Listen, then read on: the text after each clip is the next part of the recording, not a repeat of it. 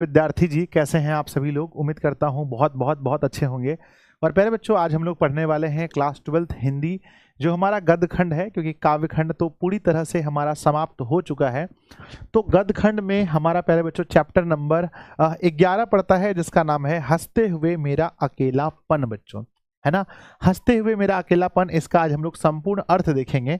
और प्यारे बच्चों, आज ही हम लोग क्वेश्चन आंसर भी लगाने वाले हैं, तो जल्दी से आप लोग लाइव आ जाइए प्यारे बच्चों।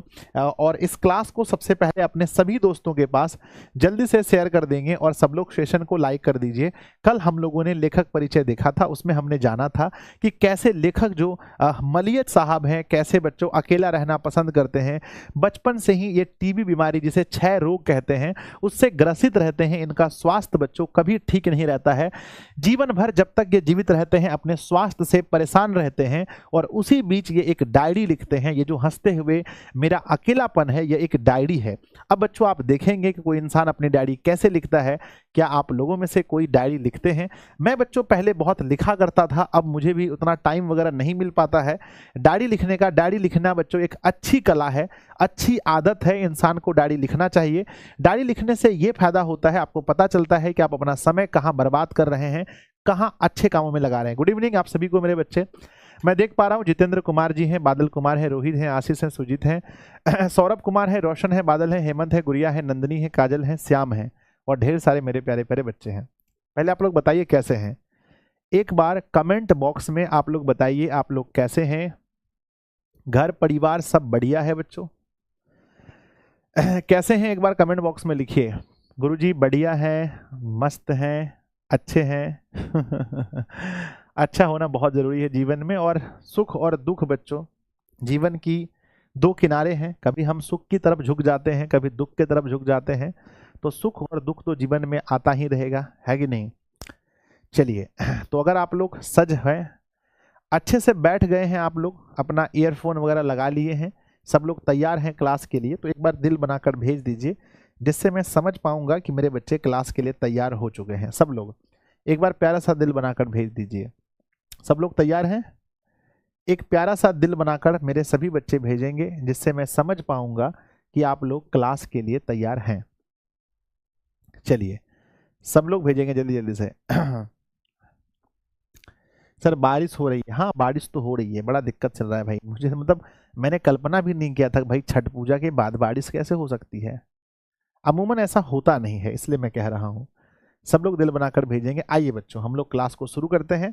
सब लोग दोस्तों में शेयर कर दीजिएगा। सबसे पहले गणेश जी का आशीर्वाद लेना बहुत बहुत बहुत ज़रूरी है मेरे बच्चे। श्री गणेशाय नमः। मोटिवेशन है प्यारे बच्चों, मैदान से हारा हुआ इंसान जीत सकता है, लेकिन मन से हारा हुआ इंसान कभी नहीं जीत सकता है। इसीलिए बच्चों मन से कभी मत हारिए, है ना। आपको लगता है कि हमसे अगर कुछ नहीं हो पाएगा, तो मन से कभी नहीं हारना है बच्चों आपको। और आपको पता है कि अपना जो क्रैश कोर्स है उसके लिए अब समय कितना दिन बचा है मेरे बच्चे। क्रैश कोर्स के लिए जो समय है वो अब कितना है बच्चों? हम लोग 5 नवंबर से स्टार्ट करने जा रहे हैं, तो हमारे पास जो क्रैश कोर्स के लिए समय बचा है वो हमारे पास अब के बाद बच्चों 1 तारीख, 2, 3, 4 दिन का समय हम लोग के पास बचेगा। 5 तारीख को हम लोग बच्चों पहला सेशन करेंगे, जहां पर बच्चों हम क्या करेंगे, जहां पर हम स्ट्रैटेजी पर, है ना, स्ट्रैटेजी पर बात करेंगे बच्चों 5 तारीख को हम लोग सभी लोग। ठीक है, चलिए। तो आइए बच्चों हम लोग शुरू करते हैं। और देखिए बच्चों, एक डायरी कैसे लिखा जाता है। ये है क्रैश कोर्स। जो भी बच्चे, मुझे तो लगता है 100% बच्चे एडमिशन ले लिए हैं। जो बच्चे एडमिशन नहीं लिए हैं, जाकर के क्रैश कोर्स में एडमिशन ले लीजिए आप लोग, ठीक है ना। आइए बच्चों देखते हैं। सबसे पहले, है ना, सबसे पहले बच्चों ये देखते हैं, है ना, सबसे पहली जो इनकी डायरी है वो घटना कहाँ की है, आप लोग बताना। सबसे पहली घटना कहते हैं हंसते हुए मेरा अकेलापन। डायरी लेखन मेरे लिए एक, है ना, एक बच्चों दहकता हुआ जंगल हो, एक तटस्थ घोंसला नहीं जिसमें अपने पर घुसे मैं जब चाहूं चुपके पड़ा रहूं। डायरी मेरे कर्म की साक्षी हो, मेरे संघर्ष की प्रवक्ता हो, यही मेरी सुरक्षा है। डायरी के कोरे पृष्ठों पर अंकित शब्दों में नहीं, उन पर जलती आग के बीच रानी, है ना मेरे बच्चे। ये डायरी के बारे में कह रहे हैं मलियत साहब। मलियत साहब बच्चों, अगर आपसे ऑब्जेक्टिव में पूछा जाए किसे अपने कर्म की साक्षी बताना चाह रहे हैं, मेरे बच्चे बताओ कि मलियत साहब किसे अपने कर्म की साक्षी मानते हैं। मेरे बच्चे, कर्म की साक्षी माने सबूत होता है। कर्म की साक्षी किसे मानते हैं? तो कहना कि मलियस साहब कर्म की साक्षी बताते हैं किसको? डायरी को। आपसे पूछा जाएगा कि मलियस साहब किसे अपने संघर्ष की प्रवक्ता कहते हैं? बच्चों संघर्ष की प्रवक्ता किसे मानते हैं? तो कहना मलियस साहब डायरी को ही संघर्ष की प्रवक्ता मानते हैं। बच्चों मलियस साहब धधकता हुआ जंगल किसको मानते हैं? दहकता हुआ जंगल किसे मानते हैं? तो दहकता हुआ जंगल भी बच्चों डायरी को मानते हैं। तो ये सब डायरी के बारे में उन्होंने लिखा है। अब बच्चों देखो, जब डायरी लिखते हैं तो अगर मान लो कि हम 1 साल तक डायरी लिखते गए तो बच्चों हमारे जो पेज हैं, कितने पेज हो गए, कितनी घटनाएं हो गई जीवन में, बताओ। अगर हम 1 साल तक डायरी लिखते हैं तो हमारे जीवन में बच्चों 365 घटनाएं हो गई, है ना। 365 की घटनाएं हो गई कि आज मैं बच्चों दिल्ली में था, मेरे साथ ऐसा हुआ, कल मैं बच्चों मुंबई में था, ऐसा हुआ, घर में था, ऐसा हुआ, दरवाजे में था, ऐसा हुआ। तो एक दिन में 365 घटनाएं बच्चों घटित हो जाती हैं। मेरे बच्चों ने लिखा है सर क्या क्रैश कोर्स से पढ़कर 90% ला सकते हैं? बच्चों सिर्फ क्रैश कोर्स से नहीं ला सकते। अगर आप पहले अगर फुल कोर्स पढ़े हैं, आपका कॉन्सेप्ट बिल्ड है, तभी ला सकते हैं। सिर्फ क्रैश कोर्स से पढ़ के लाना मुश्किल है ना। आइए बच्चों, तो हम कहते हैं कि रानीखेत, तो पहली घटना है बच्चों, इनकी डायरी जो पहली डायरी उठाई गई है वो रानीखेत बच्चों जो जगह है उत्तराखंड में, और ये डेट कब है? 14 जुलाई 1956 का डेट है। उस दिन अपने डायरी में क्या लिखे हैं देखिए। सुबह से ही पेड़ काटे जा रहे हैं मिलिट्री की छावनी के लिए, ईंधन पूरे सीजन और आगे आने वाले जाड़ों के लिए भी, है ना, जाड़े के लिए भी पेड़ गोकी पूरे हरे तो नहीं, लेकिन चारों ओर के सर सब्ज पेड़ों ने मानो, है ना, उदारतावश अपनों, है ना, अपने में से थोड़ी थोड़ी हरिताभा प्रदान कर उन्हें भी अपने गिरोह में मिला लिया है।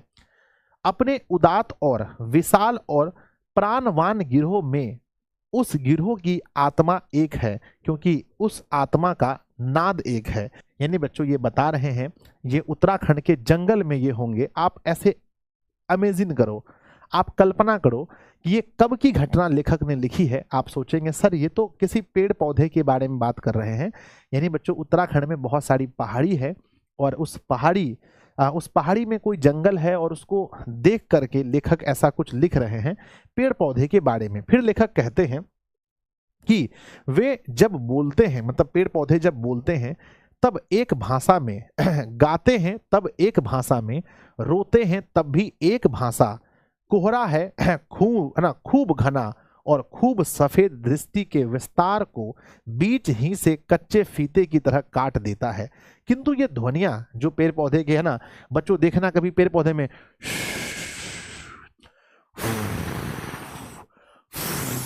करके बच्चों जब हवा बहती हैं, जब हवाएं बहती हैं बच्चों पेड़ पौधों के बीच में, तो ऐसी हवाएं निकलती हैं। बोलो हाँ या ना बच्चों, इस प्रकार से होती है ना हवाएं? यस गुरुजी होती हैं। इन ध्वनियों को मेरे दरवाजे पर दस्तकें, यह अस्फुट याचना जो दीवार पर टंगे उस कुमाऊं ग्लोरी के खूबसूरत कैलेंडर में है, यह कोने में टिकाकर रखी हुई एस वुड की छड़ी रह कांपती क्यों है? नोटबुक के पन्ने यूं बेतरह फड़फड़ाते क्यों हैं? अब बच्चों क्या लिख रहे हैं लेखक, भी क्या सब अजीब अजीब बात लिख रहे हैं देखिए, है ना। सब समान सबको देख रहे हैं और लिख रहे हैं, भाई क्या बात है। जिनमें वे सुमार पत्तियों और फूलों की रेखानुकृतियां स्मृति के उदास गुलदानों में, है ना, बतौर गुलदस्ते आज भी जिंदा हैं। मौसम एकदम ठंडा हो गया है, बूंदा बूंदी और हवा, ये बच्चों अभी का भी मौसम ऐसा ही है ना, एकदम ठंडा है, कहीं बूंदा बूंदी हो रही है, कहीं हवाएं चल रही हैं, एकदम सेम टू सेम। कहते हैं एक कलाकार के लिए यह निहायत जरूरी है कि उसमें आग हो और वह खुद ठंडा हो। मेरे बच्चे बताइए कलाकार के लिए जो लेखक है मलियस साहब ने क्या बताया है, कलाकार के अंदर क्या होना चाहिए? ऑब्जेक्टिव में पूछा जाएगा तो कहिएगा गुरुजी कलाकार के अंदर आग होना चाहिए। और कलाकार खुद कैसा होना चाहिए? कलाकार खुद अंदर से कैसा होना चाहिए? तो लिखिएगा बच्चों कलाकार खुद अंदर से ठंडा होना चाहिए। ऑब्जेक्टिव में पूछा जाएगा। मैं जरा देख लेता हूं मुझे कितना पेज पढ़ना है। 10 तक तो मैंने पढ़ लिया है। अरे ज्यादा नहीं पढ़ना है क्या? ओ भाई ज्यादा नहीं पढ़ना है क्या? अच्छा 45 पढ़ना है, 35 पेज मुझे और पढ़ना है, मैं पढ़ दूंगा बहुत तेजी में।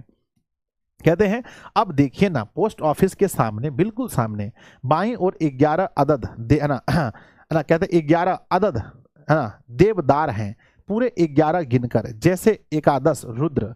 बच्चों कहते हैं कि जो पेड़ हैं वो बच्चों कितने पेड़ हैं, जो अगर आपसे पूछा जाए कि जो देवदार वृक्ष हैं वो कितने हैं, उनकी संख्या कितनी है, देवदार वृक्षों की संख्या कितनी है, तो आप कहेंगे सर देवदार वृक्षों की संख्या 11 है। जैसे एकादश रुद्र है ना, खामखा ही सोचता हूं कि वे 10 क्यों ना हुए। इतना खाली लेखक हैं भाई, सोच रहे हैं कि भाई 11 क्यों हैं, 10 क्यों नहीं हुए, कहते हैं या 12 क्यों नहीं। जब भी उधर से गुजरता हूं यही ख्याल उमड़ते हैं, यानी मैं किस कदर बोर हूं, यानी अपने किसके बारे में बता रहे हैं लेखक, अपने आप को क्या बता रहे हैं कि भाई देखिए हम इतना बोर हो चुके हैं, मेरे जीवन में इतना कोई काम ही नहीं है कि हम ये सोचते हैं कि भाई यहाँ पर 11 पौधे क्यों हैं, यहाँ पर 10 क्यों नहीं है, यहाँ 12 क्यों नहीं है। क्या आप लोग कभी सोचते हैं जीवन में बैठे बैठे, अरे छत ऊपर क्यों होता है, छत नीचे क्यों नहीं होता है, आदमी के जो बाल हैं माथे पर ही इतना क्यों होते हैं, हाथ पर क्यों नहीं होते हैं, क्या ऐसा सभी सोचते हैं? मेरे बच्चे अजीब अजीब बात नहीं सोच रहे हैं लेखक, बताइए। मुझे तो बहुत हंसी आ रही है लेखक की बात पर कि मैं बच्चों इतना बोर हूं कि मैं सोचता हूं कि यहाँ पर 11 पेड़ क्यों हैं, 10 क्यों नहीं है, 12 क्यों नहीं है ना। कहते हैं मेरे बच्चे, किसी चित्रकारी की किताब में रंग सिद्धांत के विषय में पढ़ते पढ़ते मालूम हुआ कि शोक और भड़कीले रंग संवेदनाओं को बड़ी तेजी से उभारते हैं, उन्हें बड़ी तेजी से चरम बिंदु की ओर ले जाते हैं और उतनी ही तेजी से उन्हें ढाल की ओर खींचते हैं। मैं संयत हूं यानी ठंडा। बच्चों अपने आप को लेखक क्या मानते हैं, गर्म मानते हैं, ठंडा मानते हैं, क्या मानते हैं, ठंडा। अभी जब बाहर निकलूंगा तब खूब घना और खूब सफेद कोहरा मुझसे लिपट जाएगा। तो लेखक से बच्चों क्या लिपट जाता है, लेखक के शरीर से क्या लिपट जाता है, तो कहना बच्चों कोहरा। अभी तो ठंडी का समय आ रहा है और हम लोगों के साथ भी ऐसा होगा कि हम लोगों को कोहरा लिपट लेगा, लिपट जाएगा, सब ओर छा जाएगा। मेरे अतीत और मेरे वर्तमान का समीकरण, वह भविष्य जो है ना फोते की तरह बीच ही से कटा हुआ है, इस कोहरे में समा जाएगा। अज्ञात भाषा में अज्ञात गान और अज्ञात रुदन लिए हुए कागज के एक नन्हे से टुकड़े की तरह इस कोहरे की ताबीज में। कहते हैं कि तब तक ईंधन यानी आग पूरे सीजन और आगे वाले जारों के लिए भी चाहिए। मेरे बच्चे अब ये क्या इकट्ठा कर रहे हैं बताइए, अब पूरे सीजन के लिए और अगले साल के लिए भी क्या इकट्ठा करने की सोच रहे हैं। एक बार कमेंट बॉक्स में लिखिएगा क्या इकट्ठा करने के बारे में सोच रहे हैं, तो लिखना बच्चों क्या इकट्ठा करने के बारे में सोच रहे हैं। तो आग इकट्ठा करने के बारे में सोच रहे हैं इस पूरे सीजन के लिए और आने वाले सीजन के लिए भी। तो बच्चों हो गया खत्म। तो एक दिन की उठाई गई डायरी बच्चों खत्म हो गई, पूरी तरह से खत्म हो गई।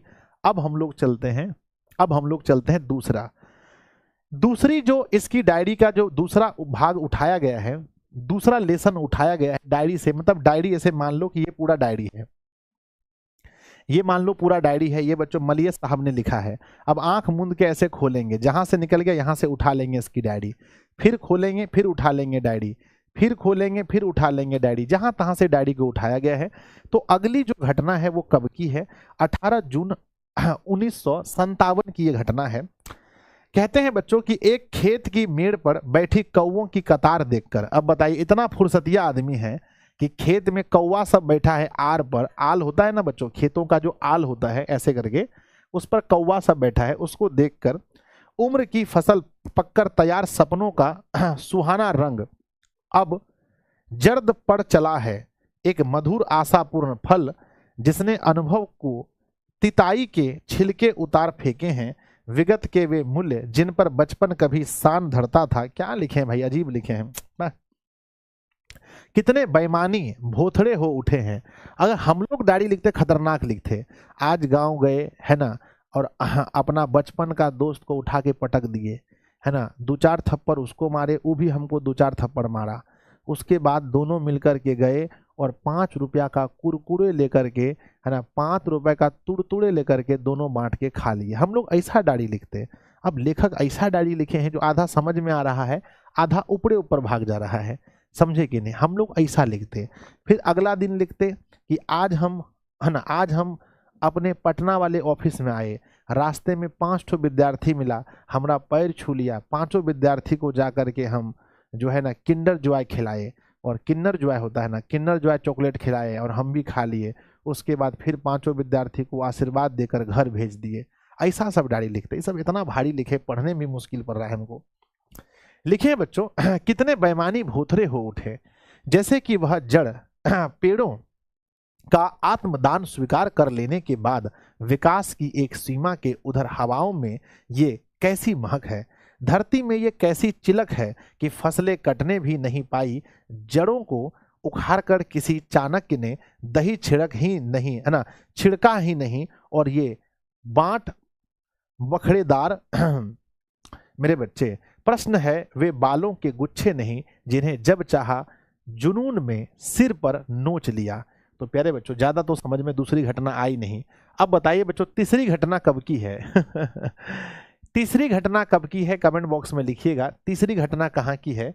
तो कहते हैं बच्चों, तीसरी घटना है बच्चों 4 जुलाई 1962 की कौसानी में बच्चों, है ना। कौसानी में किनका जन्म हुआ था? क्लास 10th में शायद आप लोग को पढ़ाए होंगे, सुमित्रा नंदन पंत का जन्म शायद कौसानी में हुआ था। अब कौसानी की घटना कहते हैं कि आज भी कोई चिट्ठी नहीं, तबीयत किस कदर बेजार हो उठी है, दोपहर तक आशा रहती है कि कोई चिट्ठी आएगी, पर भारी भारी सी दोपहर बीत जाती है और कुछ नहीं होता।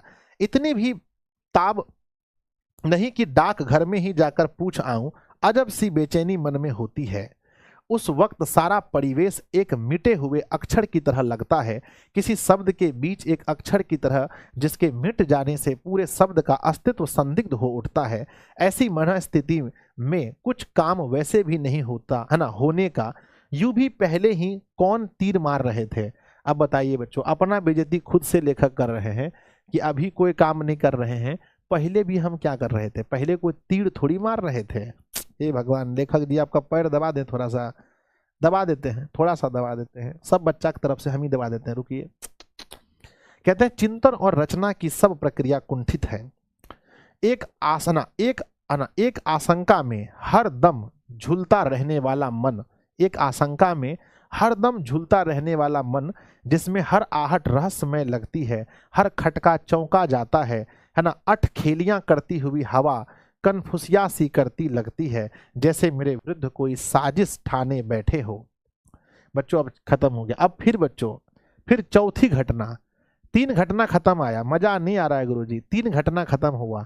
अब चौथी घटना पर आइए बच्चों। चौथी घटना है 1962 कौसानी की ही चौथी घटना है बच्चों। कहीं तो मजा आएगा, थोड़ा रुकिए ना आप लोग, मजा दिलाते हैं अभी।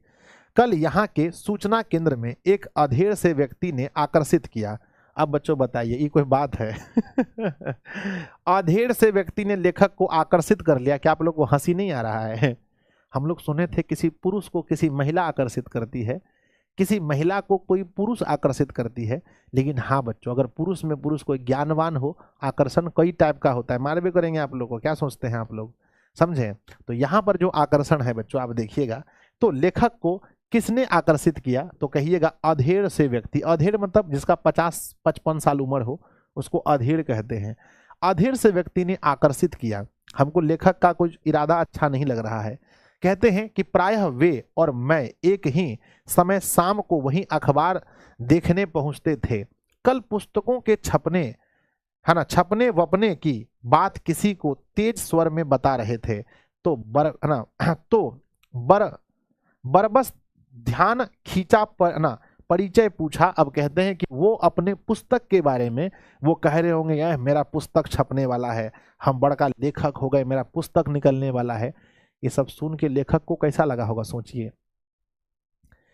ये सब सोच करके लेखक को कैसा लगा होगा जब सोचा। अगर मान के चलिए हम लोग के बगल में कोई नया लड़का आ जाए और बोले कि आज हम 2 बच्चा को त्रिकोणमिति पढ़ा के आए हैं, है ना, 25 गो बच्चा को संधि विषय, है ना, संधि समास पढ़ा के आए हैं, और बगल में बैठ करके हम खैनी लगा रहे हैं, तो हम मने मन क्या सोचेंगे?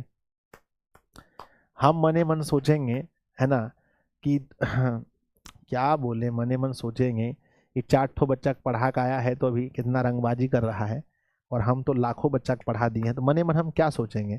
तो वही लेखक सोच रहे हैं। उसके बगल में वो अधेड़ व्यक्ति हैं जो बता रहे हैं कि मेरा कल किताब छपने वाला है, और ये लेखक खुद हैं, इनका तो बहुत किताब छप गया है। तो इनको देख के लगता हो क्या झूठो क्या बोल रहा है। कहते हैं किसी को तेज स्वर में बता रहे थे, बरबस ध्यान खींचा, परिचय पूछा, बलभद्र ठाकुर नाम से परिचित नहीं था।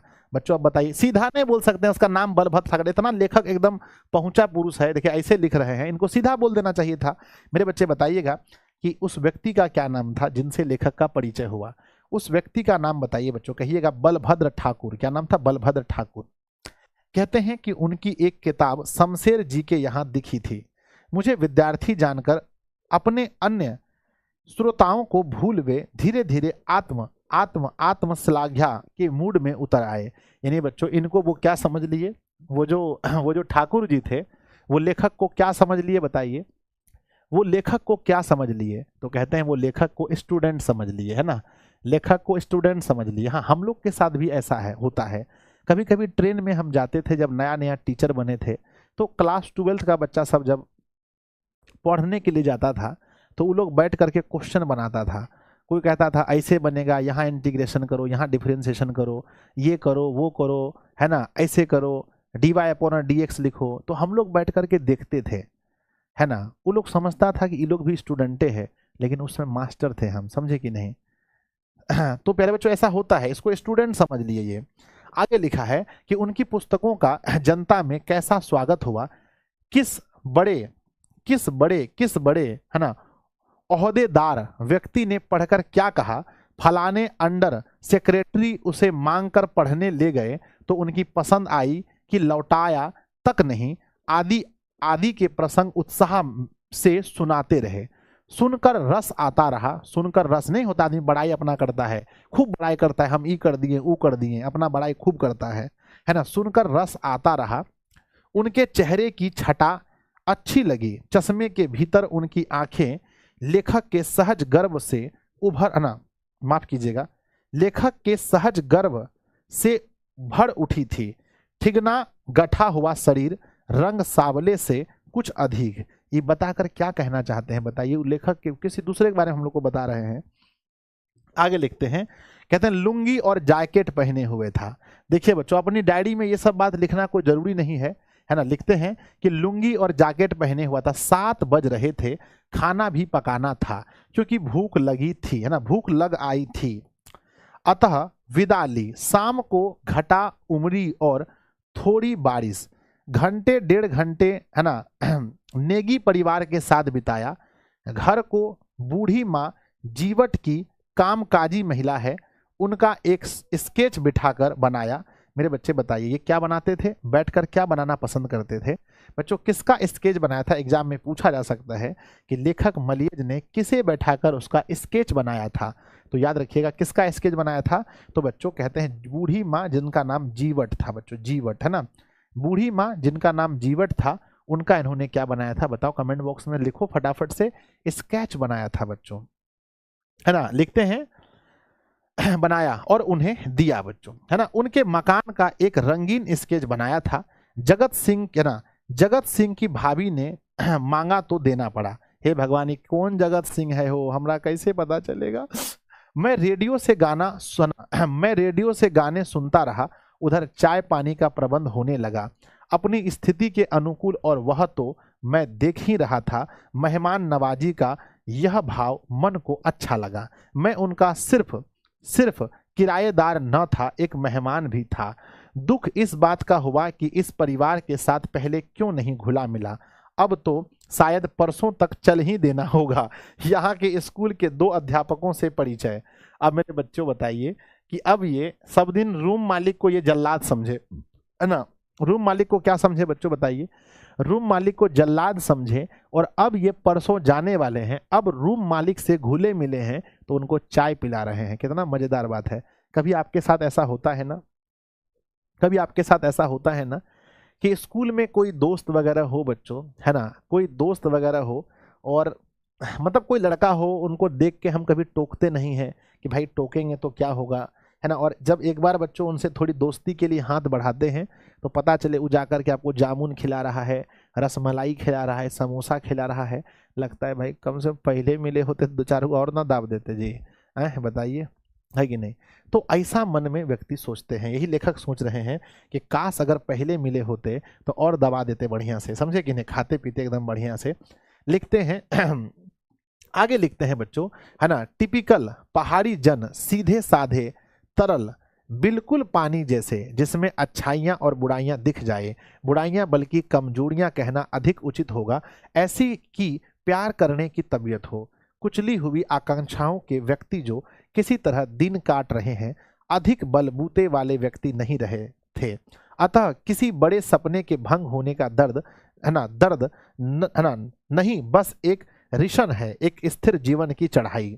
कहते हैं जिस पर रोज रोज चढ़ते उतरने का अभ्यास हो गया है, इसलिए वह अखरता नहीं, पर यह नहीं अखरना किसी अंतः स्फूर्ति के कारण न होकर एक अपना ली गई व्यवस्था है, एक समझौता जो बस एक बेबुझ सी सर्द आह छोड़ जाता है, उस पर ठहर कर चिंतन नहीं करता, चिंतन करने की कोई गुंजाइश ही नहीं, सब कुछ यूं ही चल रहा है, बहुत कट गई बाकी भी कट जाएगी। यानी बच्चों जीवन कैसा है, लेखक का जीवन कैसा है, एक बार बताइए। गुरुजी प्रणाम, मैं क्लास देखने में बहुत ही आनंद मिलता है, मैं 2022 का मैट्रिक पास बच्चा हूँ। अरे बहुत बहुत धन्यवाद जी आपका। जल्दी बताओ, बहुत आनंद तो लगता है मेरे क्लास में, पर आज के क्लास में आनंद थोड़ा कम आएगा, क्योंकि लेखक साहब जी ऐसा ऐसा बात लिख रहे हैं। यहाँ तक अगर हो गया बच्चों तो बताइए अपने लाइफ को कैसे काट रहे हैं। मैं तो बच्चों बोरिंग कहूंगा, मैं तो लेखक जी का लाइफ कैसा कहूंगा, बोरिंग कहूंगा, कुछ नया कुछ नहीं है। लेखक जी क्या कर रहे हैं अभी, आपको है ना टिंकू जी पर डांस करना चाहिए। आगे लिखा है बच्चों 5वां नंबर, है ना, 8 जुलाई 1962 कोसानी। और फिर बच्चों कोसानी की घटना बता रहे हैं। कल शाम से रोज इसी समय एक बहुत प्यार सी गंध हवा में उमड़कर मेरे बारजे, है ना, मेरे बारजे तक आती है, इतनी कोमल और मिठास सी लिए हुए कि आंखें खुद ब खुद क्षणों के लिए बंद हो जाती है। कभी बच्चों ऐसा होता है ना, आप कहीं बालकनी में बैठे हैं, आप कभी बच्चों सड़क के किनारे घूम रहे हैं, आप कहीं खेतों में गए हैं, ठंडी हवाएं ऐसी चलती हैं कि आंखें बंद हो जाती हैं। और प्यारे बच्चों कहते हैं, अब घटना बच्चों डायरेक्ट दिल्ली का बताया जा रहा है। दिल्ली में सेब बेचती लड़की, हाँ ये तो घटना थोड़ा अच्छा लगेगा मुझे लगता है पढ़ करके। अब दिल्ली की कहानी है, सेब बेचती लड़की, उसकी कलाइयों से इतना जोर न था कि वह चाकू से सेब की एक फांक काटकर ग्राहक को चखाती। मेरे बच्चे, जो बच्ची है जो सेब बेच रही है वो बहुत बड़ी है कि छोटी है, ये यहाँ मजा आएगा आपको। बहुत छोटी है बच्चों, यानी उनकी कलाई में इतना भी दम नहीं है कि सेब का एक टुकड़ा काट करके ग्राहक को चखा दे। आप लोग सेब खरीदने जाते हैं तो पहले खा के देखते हैं क्या जी, बताइए। हम तो देखते थे पहले, अब तो शर्म से नहीं देखते हैं। कोई आसपास में देख लिया संजय सर सेब चख रहे हैं तो मामला गंभीर हो जाएगा। कहते हैं मेरे बच्चे, है ना, चखाती 2-4 बार उसने कोशिश की, फिर एक, है ना, फिर एक खिसियाई हुई हंसी हंसकर चाकू मेरे हाथ में थमा दिया। खुद ही चख लो, मीठे हैं सेब, सेब तो वैसे ही मीठे होते हैं, उनका रंग और खुशबू देखकर उनकी किस्म में पहले ही जान चुका था। मेरे बच्चे इन्हों अपने आप कह रहे हैं कि सेब तो पहले ही क्या होते हैं, मीठे होते हैं, मैं मुझे पता चल गया था। पर वह 7-8 साल की लड़की, मेरे बच्चे एग्जाम में पूछा जाएगा सेब वाली लड़की की उम्र कितनी थी, सेब जो बेच रहे थे उस लड़की की उम्र कितनी थी, तो 7-8 साल, है ना। अब आपसे पूछा जाएगा सेब वाली लड़की, तो आप कहीं देखे होंगे सेब बेचते हुए, उसका उम्र नहीं बता दीजिएगा कि सर वो तो 25 साल की थी, है ना। यहाँ बताना है इस कहानी में, है ना बच्चों, जो कहानी है हंसते हुए मेरा अकेलापन जो डायरी है, इस डायरी के अनुसार लड़की की उम्र कितनी थी, तो 7-8 कहिएगा। ऐसा नहीं कि आप कहीं देखें 25 साल, तो उसको बता दीजिए सर 25 साल की लगभग होगी लगभग। कहते हैं कि 8 साल की लड़की जिसने शायद नई नई दुकान संभाली थी, या जिसे हाल ही में दुकान संभालने दी, है ना, संभलवा दी गई थी, अपने ग्राहक को अपने सौदे के बारे में शक की जरा गुंजाइश न देने को आतुर थी। मैंने उसके पतले लगभग झबराए जिस्म, उसके चेहरे और खुली कलाइयों को देखा और उन सेबों की तरफ जिसके ढेर को जल्दी से जल्दी कम करने की ललक उसकी आंखों में थी, है ना। आगे लिखते हैं, मेरे बच्चे खत्म हो गया भाई, ये क्या बात है। अब 7वां डायरी का 7वां पन्ना कहां से उठाया गया है, किस तारीख का 7वां पन्ना है, तो गुरुजी 10 मई 1978 का है। कहते हैं आदमी यथार्थ को जीता ही नहीं, यथार्थ को रचता भी है। हाँ ये वाला मजा आएगा, इसको देखना बच्चों, इसको गंभीर से देखो, इसमें जीवन का सार छुपा है। इसको मेरे बच्चे गंभीर से देखो, गंभीर से देखो, इसको गंभीर से देखो, इसमें जीवन का सार छुपा है। कहते हैं ये मेरे, है ना, ये मेरे बच्चे मेरे रचे हुए यथार्थ हैं, इसमें जुड़ी हुई फिक्रें और सरोकार मेरे अपने रचे हुए हैं, और ये सब मुझ में रचे जाकर मुझसे स्वतंत्र हो गए हैं। इस अपने रचे हुए यथार्थ से मैं बंध गया हूं, और उसका दबाव अपनी नाड़ी में प्रतिपल महसूस करता हूं। नाड़ी मतलब समझते हैं, नाड़ी मतलब क्या होता है सर? नाड़ी मतलब होता है नस। नाड़ी मतलब क्या होता है? नस बच्चों, जो नस होता है, नर्व्स जिसको बोलते हैं, नसें। रचा हुआ यथार्थ भोगे हुए यथार्थ से अलग है। भोगा हुआ यथार्थ एक दिया हुआ यथार्थ है ना। कहते हैं हर आदमी अपना अपना यथार्थ रचता है। बच्चों, क्या आपकी एक अलग दुनिया नहीं है? मैं आपसे पूछना चाहता हूं, क्या आपकी दुनिया और मेरी दुनिया सेम है? जो आप अपनी दुनिया में देखते हैं, क्या मैं भी अपनी दुनिया में वही देखता हूं? मेरे लिए बच्चों दुनिया हर इंसान दुनिया को अलग नजरिए से देखता है। तो मेरे लिए दुनिया अलग है, आपके लिए दुनिया अलग है, हर व्यक्ति का अपना अलग है। तो कहते हैं हर व्यक्ति अपना अपना यथार्थ रचता है, यानी अपने अपने बारे में सोचता है ना, और उस रचे हुए यथार्थ का एक हिस्सा दूसरों को दे देता है। हर है ना, हर एक का भोगा हुआ यथार्थ दूसरों के लिए, है ना, दूसरों के दिए हुए हिस्से यथार्थ का एक सामूहिक नाम है। इसलिए यथार्थ को रचना और नैतिक कर्म है, क्योंकि वह एक सामाजिक सत्य की भी दृष्टि सृष्टि करता है ना। यथार्थ के इस लेन देन का नाम ही संसार है। इस संसार में संतृप्त है ना, संतृप्त है ना, संपृक्त एक रचनात्मक कर्म है। इस कर्म के बिना मानवता अधूरी है। एग्जाम में क्वेश्चन पूछा जाएगा कि यथार्थ के इस लेन देन का नाम क्या है? यथार्थ के इस लेन देन का नाम क्या है? कमेंट बॉक्स में लिखिएगा। सबसे पहले सर जी नेटवर्क प्रॉब्लम चल रहा है ऐप के अंदर, हो जाएगा ठीक भैया? जल्दी बताओ मुझे, कमेंट बॉक्स में लिखिएगा कि यथार्थ के इस लेन देन का नाम क्या है बच्चों? यथार्थ के लेन देन का नाम बच्चों संसार है, याद रखिएगा।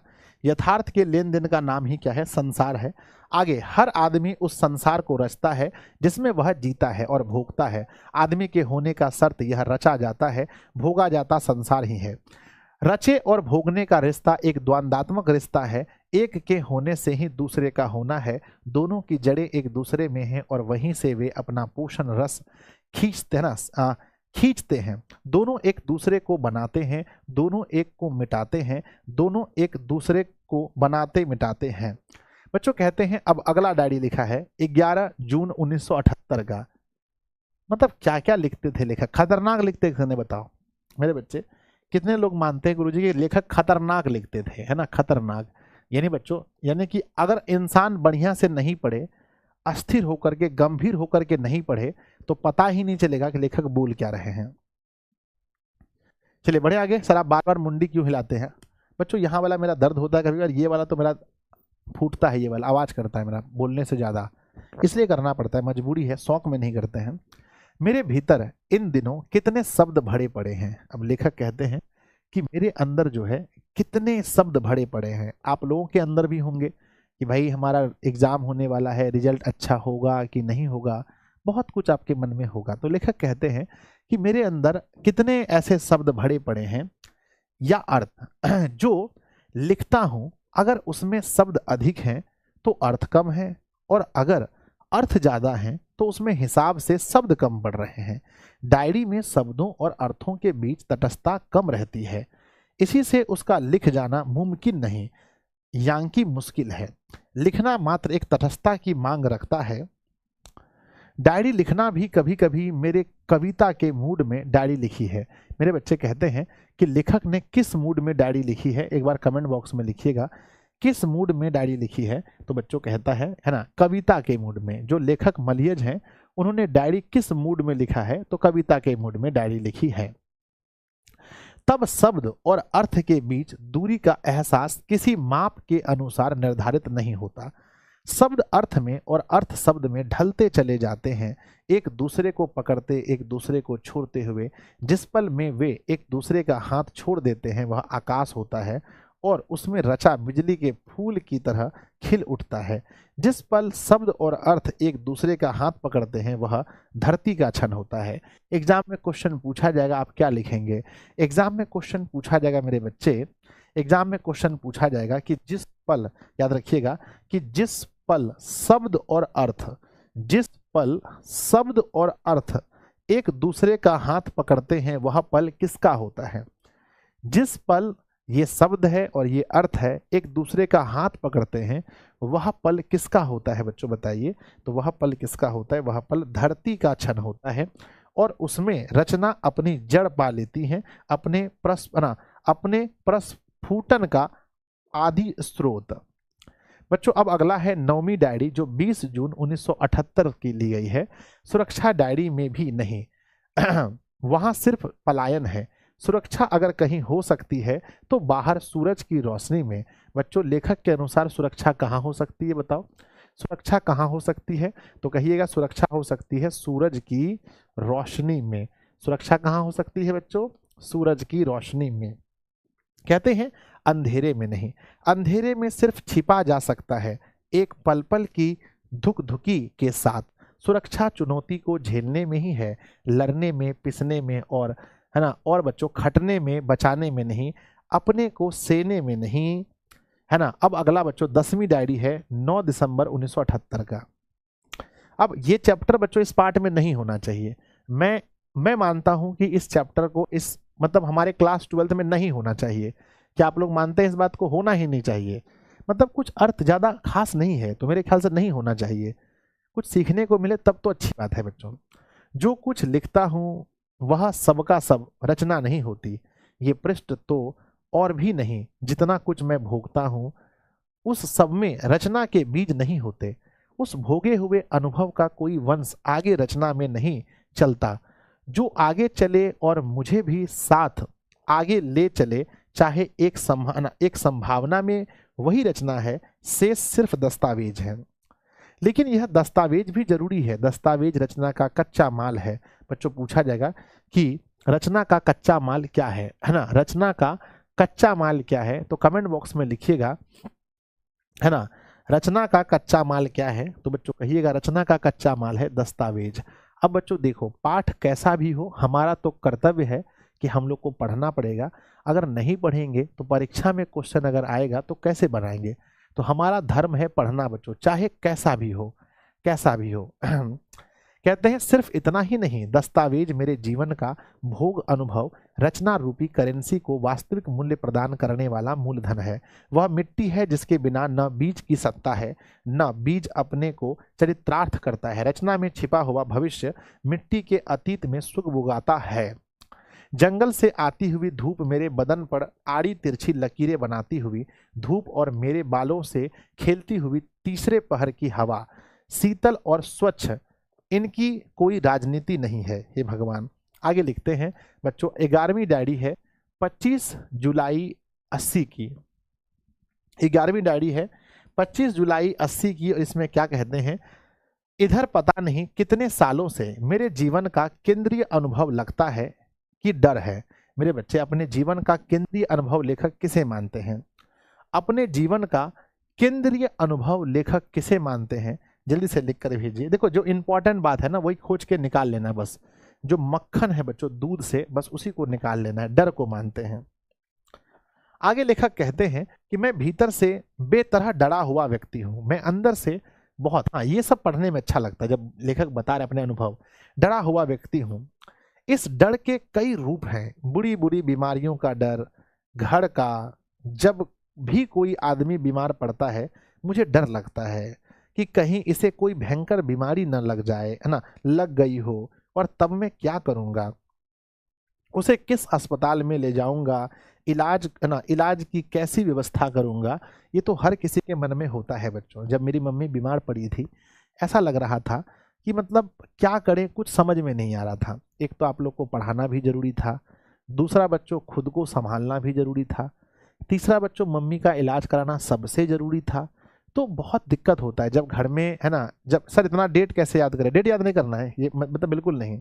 घर में जब बीमारियां होती हैं तो बच्चों व्यक्ति सोचने लगता है। तो वही लेखक भी सोचते हैं। कहते हैं बाहर गए हुए आदमी को जब घर लौटने में देर होती है, जब उसके लौटने की संभावित घड़ी भी बीतने लगती है, मतलब जो टाइम है बीतने लगती है, तो मन डर से घिर जाता है। तो इन्हें बच्चों मन डर से घिर जाता है। मन तमाम तरह की अप्रिय कल्पनाएं करने लगता है। फिर अनायास ही प्रार्थनाएं, समय बीतने जाने का एहसास नसों में धर धर धर धर की तरह गूंजने लगती है। प्रतीक्षा का डर। फिर जब लगता है कि प्रतीक्षा की घड़ी बीत गई है, समय गुजर गया है, तब बाहर वाला आदमी लौट आता है, सही सलामत, है ना, सही सलामत, और नसों का तनाव दिल की कई धड़कनों के साथ छूट जाता है। पार्क में खेलने गए बच्चे शाम को अंधेरा घिर आने के बाद एकाएक जब वहां नहीं देखने लगते हैं, तब कहाँ गए कि अकुलाहट कोई उत्तर देर तक न पाकर डर में बदलने लगती है। मन इतना कमजोर हो गया है कि उसमें डर बड़ी आसानी से घुस आता है। प्यारे बच्चों, क्या आपके साथ भी ऐसा होता है कि आपकी फैमिली में कोई घर से, खास करके लड़कियों के साथ ऐसा होता होगा कि पापा कहीं बाहर जाते होंगे, टाइम से नहीं आते होंगे, बोलना मेरी बहना, होता है ना, तो बहुत डर लगता है। हाँ, हम लोग में बचपन में खूब होता था। मम्मी अगर शाम तक घर नहीं पहुंचती थी, मम्मी अगर कहीं गई बच्चों किसी काम से, पापा भी गए, तो है ना, हाँ, तो मेरे बच्चे बहुत ज़्यादा मतलब कि दुख होता था कि मम्मी क्यों नहीं आई है आज, काम मतलब क्या हो गया, लेट क्यों हो रहा है काम में, है ना, बहुत। और खास करके ये डर सबसे अधिक मम्मियों में होता है। हम लोग अगर कहीं चले जाएं बाहर, स्कूल चले जाएं, टाइम से नहीं आए, कोचिंग चले जाएं, टाइम से नहीं आए, तो बहुत डर लगता है मम्मी पापा लोगों को, है ना, गुस्सा आता है। कहते हैं 12 बच्चों, यानी ये 3 मार्च 1981 का ये है। अपने को काटता पीटता हुआ यह आदमी दुनिया के आगे एकजुट और साबुत बने रहने की जिजीविषा में हरदम तना हुआ, किसी लक्ष्य पार छूटने को कसा हुआ रहता है ना बच्चों। समाप्त हो गया। चलो, इतना ही था भाई मेरे, भाई मेरे, इतना ही था, इतना ही था। चलो, मुझे लगा और होगा, पर इतना ही था। चलिए क्वेश्चन आंसर कराया जाए। तो बच्चों, हो गया, तो बताइए कैसा लगा, है ना, कैसा लगा। अब देखो, कैसा भी लगा हो, बोलना तो अच्छा ही है ना। और आप लोग बच्चों सेशन को लाइक नहीं किए, ये गलत बात है, हमने नहीं बोला लाइक करने के लिए, तो सेशन लाइक नहीं करेंगे। एक बार सब लोग लाइक कीजिए, कम से कम 3.5 के तो लाइक्स होने चाहिए सेशन में। सब लोग सेशन को लाइक कर दीजिए। चलो भाई, आइए ऑब्जेक्टिव क्वेश्चन देखते हैं। थोड़ा खतरनाक होगा ऑब्जेक्टिव, मुझे पता है। पहले बुक का, फर्स्ट बुक का, 2 बुक का ऑब्जेक्टिव क्वेश्चन करवाता हूं मैं। पहले बुक का है हंसते हुए मेरा अकेलापन, पाठ के लेखक का नाम क्या है। हंसते हुए अकेलापन पाठ के लेखक का नाम है मेरे बच्चे मलियज। ऑप्शन नंबर डी अगला क्वेश्चन है, हंसते हुए मेरा अकेलापन गद्य की कौन सी विधा है। तो यह बच्चों एक डायरी है, जैसा कि मैंने कहा था। अगला है बच्चों, मलियज का जन्म कब हुआ था। मैंने बताया था वर्ष 1935 में मलियज का जन्म हुआ था। मलियज का निधन कब हुआ था मेरे बच्चे, 26 अप्रैल। मलियज का निधन, मलियज का निधन बच्चों 26 अप्रैल 1982 में हुआ था। अगला क्वेश्चन है, मलियज का जन्म कहाँ हुआ था। तो मऊ, आजमगढ़, उत्तर प्रदेश में हम लोग पढ़े थे। ऑप्शन ए सही है। अगला, मलियज का पूरा नाम क्या था बच्चों। मलियज का पूरा नाम था भरत जी श्रीवास्तव। अगला क्वेश्चन है बच्चों कि मलियज के माता पिता का नाम क्या था। माता का नाम प्रभावती और पिता का नाम Trilokinath Verma. Option number A सही है।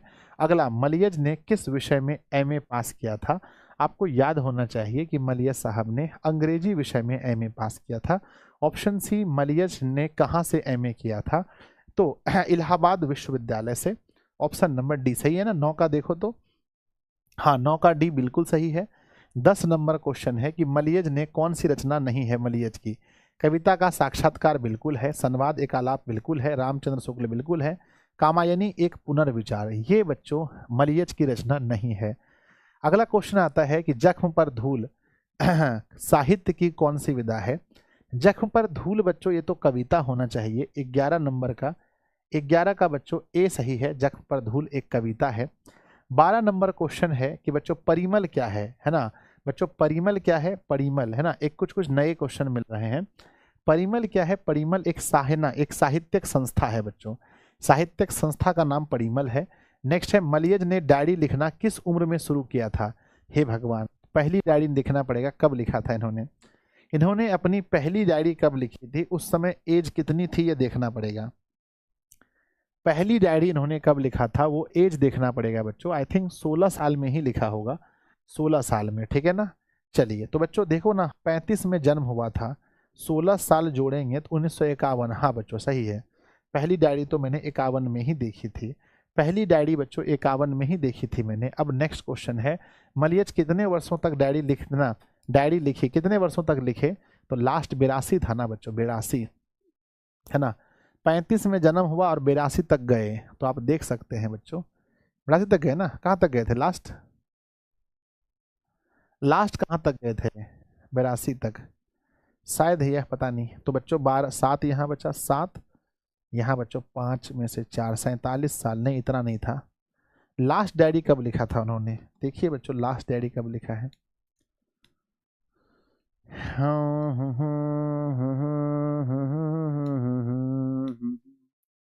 81 तक लिखा है बच्चों, 81 है ना, 81 लिखा है ना। 81 तक तो लिखा है बच्चों, 81 तक लिखा है, 81 तक उन्होंने लिखा है बच्चों। तो लिखना शुरू किया था 51 से, सॉरी बच्चों। अच्छा 35, अच्छा कितने वर्ष तक लिखे ये क्वेश्चन है ना।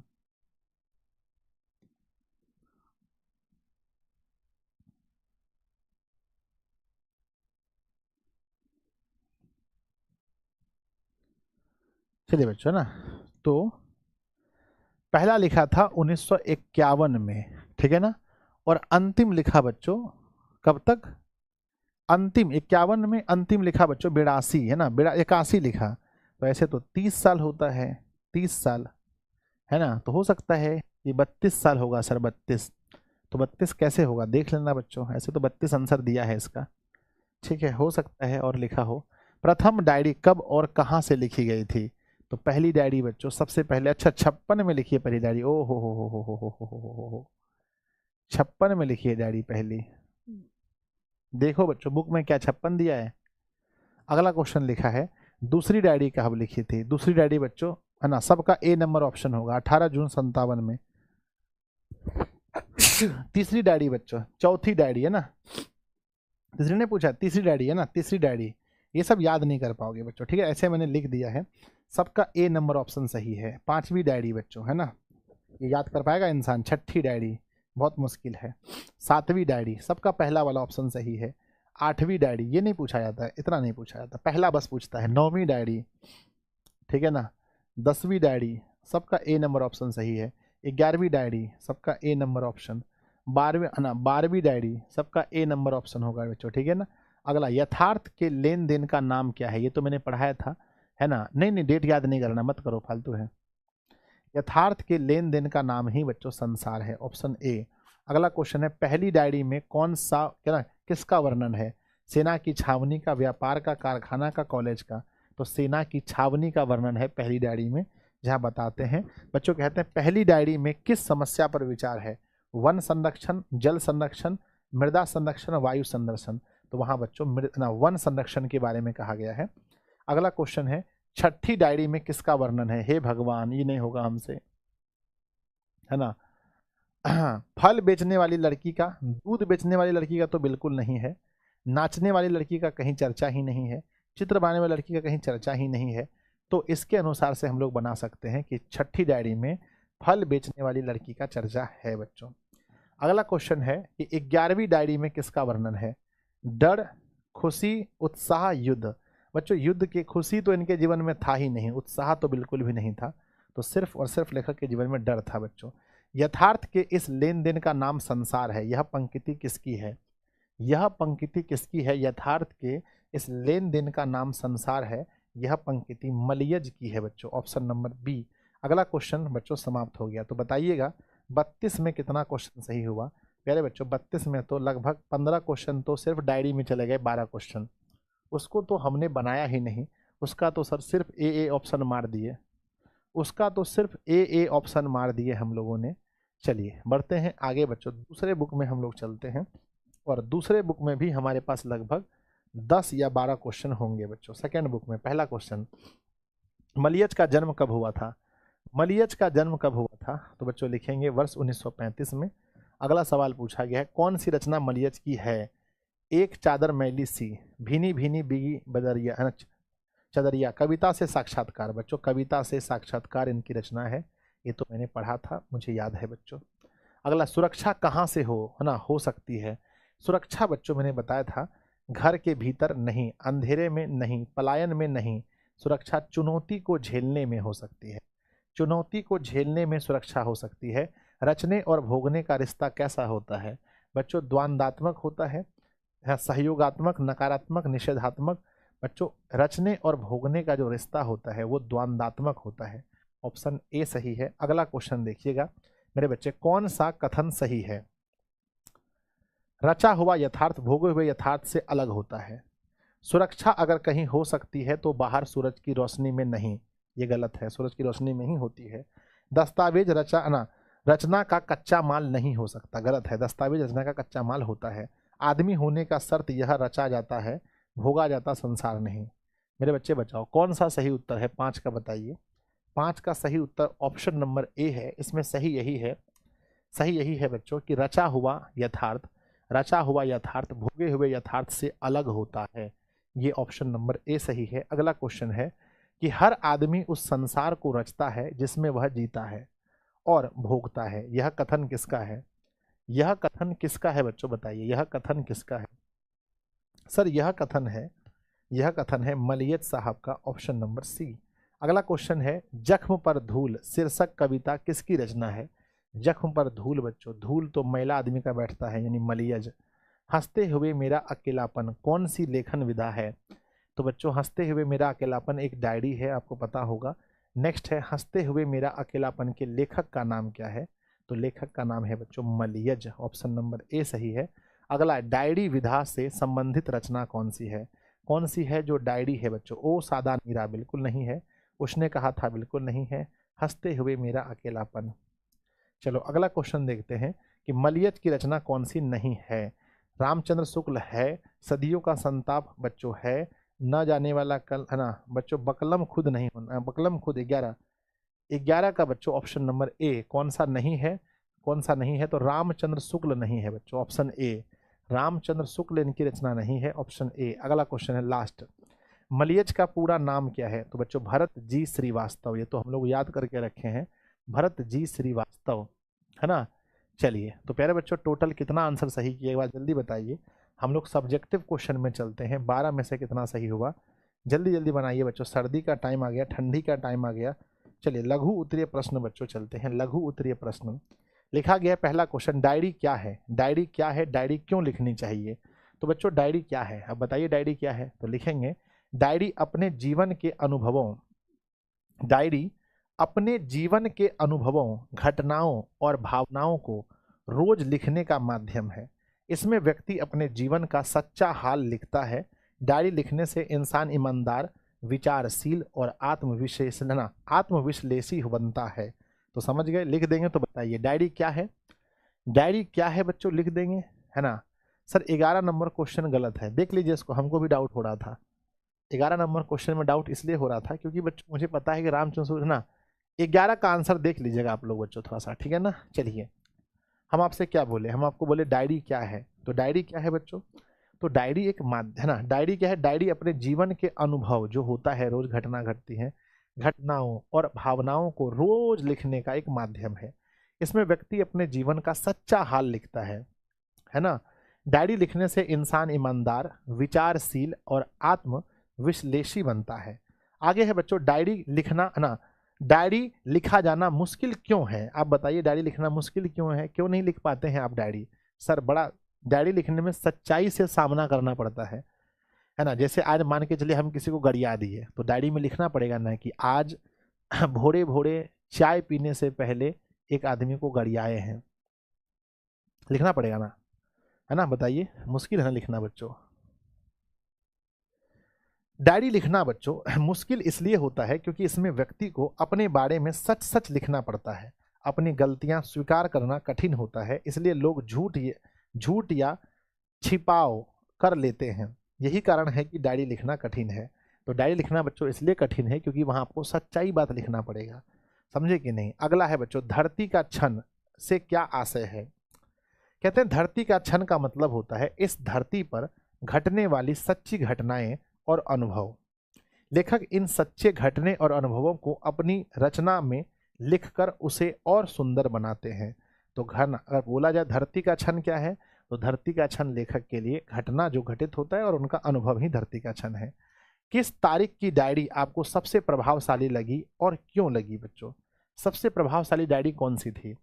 कहते हैं मुझे 9 दिसंबर 1978 की डायरी सबसे प्रभावशाली लगी, क्योंकि उसमें मलियज ने साफ साफ कहा कि हर लेख है ना, हर लेख रचना नहीं होता, जब लेख में लेखक का अनुभव और सच्चाई जुड़ती है तभी वह रचना बनती है।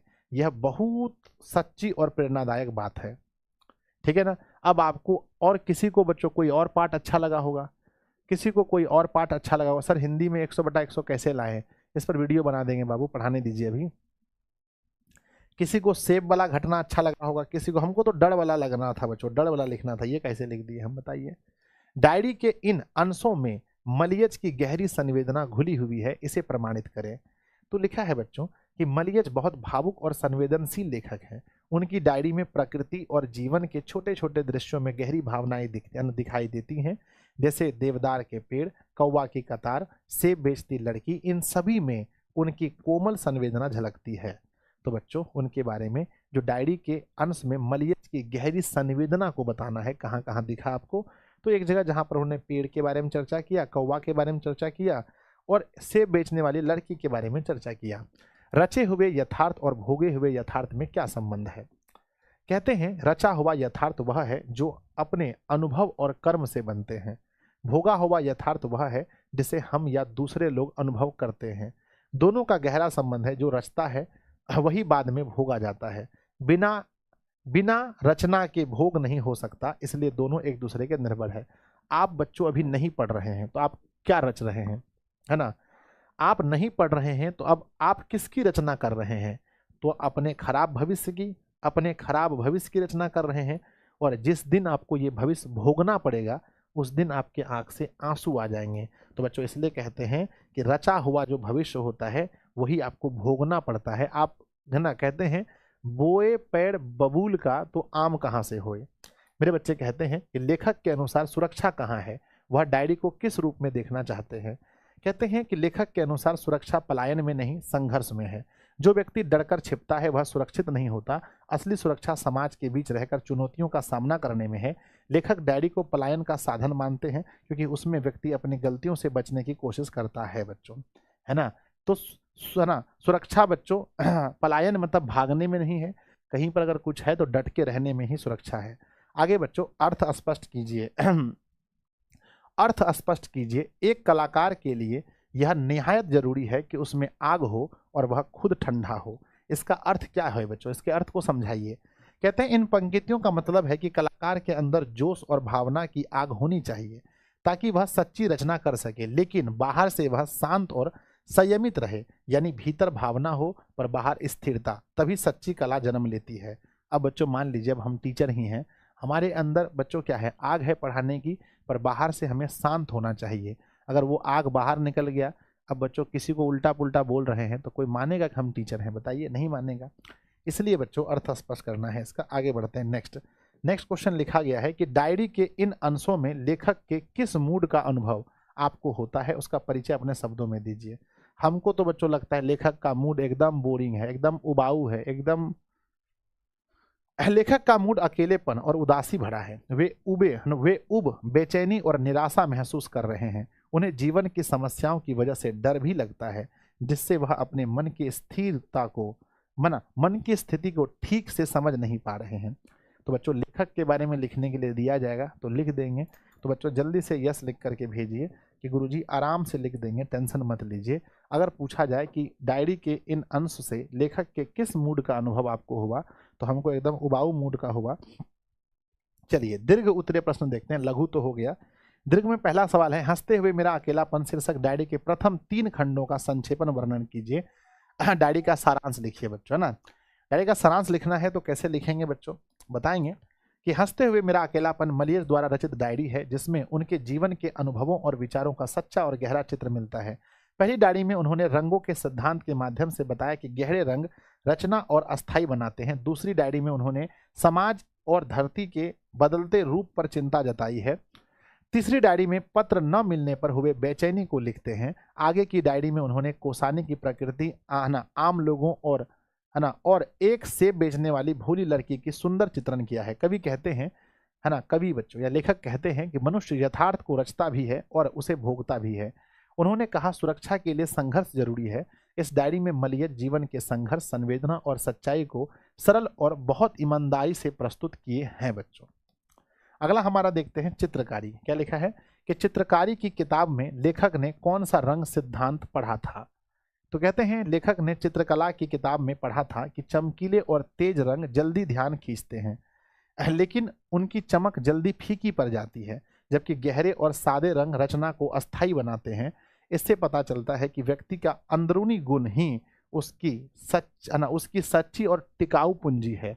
तो बच्चों बताइएगा कौन सा गुण होना चाहिए व्यक्ति में, कौन सा गुण होना चाहिए, बताओ कौन सा गुण होना चाहिए व्यक्ति में। तो कहते हैं अंदरूनी गुण, है ना, अंदरूनी गुण बच्चों, कौन सा गुण होना चाहिए, तो व्यक्ति में अंदरूनी गुण होना चाहिए।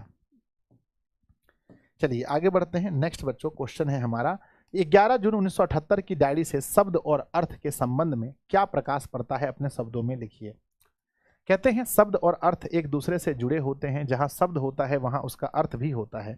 अगर शब्द और अर्थ साथ नहीं चलते हैं तो रचना प्रभावशाली नहीं बनती है ना।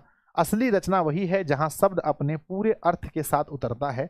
इसलिए डायरी लेखन कठिन होता है क्योंकि उसके छिपे अर्थ को सही ढंग से कहना पड़ता है बच्चों। आगे है रचना और दस्तावेज में क्या फर्क है। लेखक दस्तावेज को रचना के लिए कैसे जरूरी मानते हैं। दस्तावेज सिर्फ घटनाओं का साधारण विवरण होता है, जबकि रचना उन घटनाओं की सुंदर और भावनात्मक अभिव्यक्ति होती है। दस्तावेज रचना की नींव होती है, बिना दस्तावेज की रचना पूरी नहीं होती है, इसलिए लेखक उसे जरूरी मानते हैं बच्चों। तो दस्तावेज क्या है, दस्तावेज कच्चा माल है किसका, रचना का बच्चों। कहते हैं लेखक अपने किस डर की बात करता है, इस डर की खासियत क्या है, अपने शब्दों में लिखें। लेखक को डर लगता है बच्चों कि घर के किसी व्यक्ति को कोई रोग ना हो जाए। लेखक ने 25 जून 1981 को डायरी में डर की चिंता जताई है। लेखक को बीमारी, आर्थिक कठिनाई और परिवार की चिंता का डर सताता है।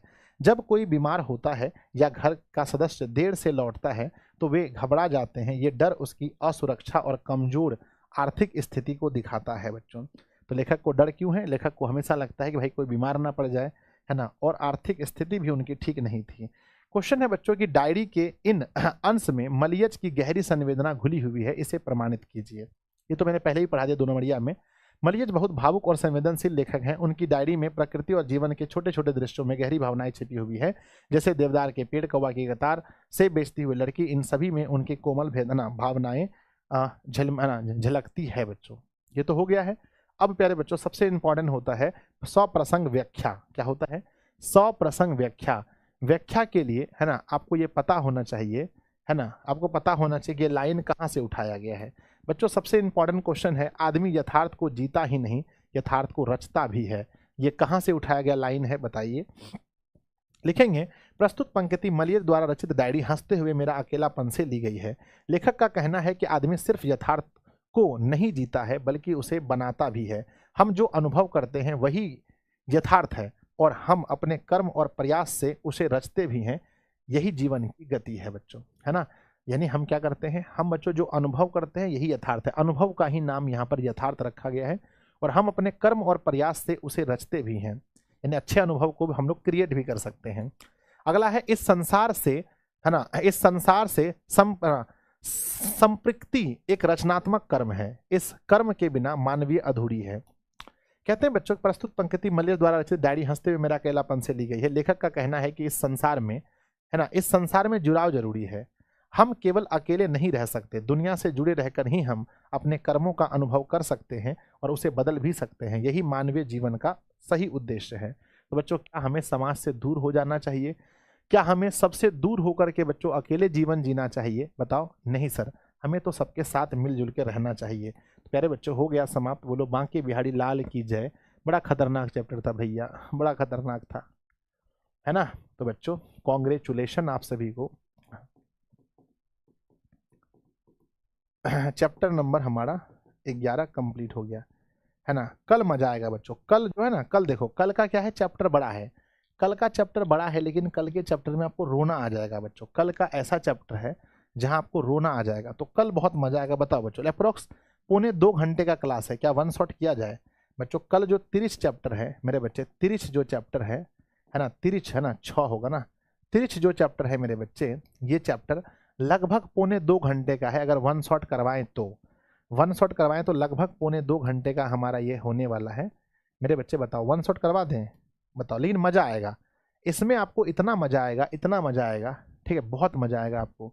अगर वन शॉट करा देंगे तो मज़ा आएगा, बोलो। अगर 30 बच्चों कल 1 तारीख को वन शॉट हो जाता है 1 को, तो बच्चों फिर हमारा दूसरा क्या है ना, वो शिक्षा है ना, लास्ट में बच्चों शिक्षा ये बच्चों 2 तारीख को वन शॉट हो जाएगा। अगर आप बोलेंगे तो 2 को ख़त्म हो जाएगा सिलेबस।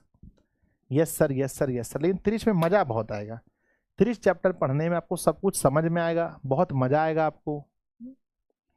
सर बोरिंग हो गया, गाना सुना दो। भैया मैं भी बहुत थक गया हूँ।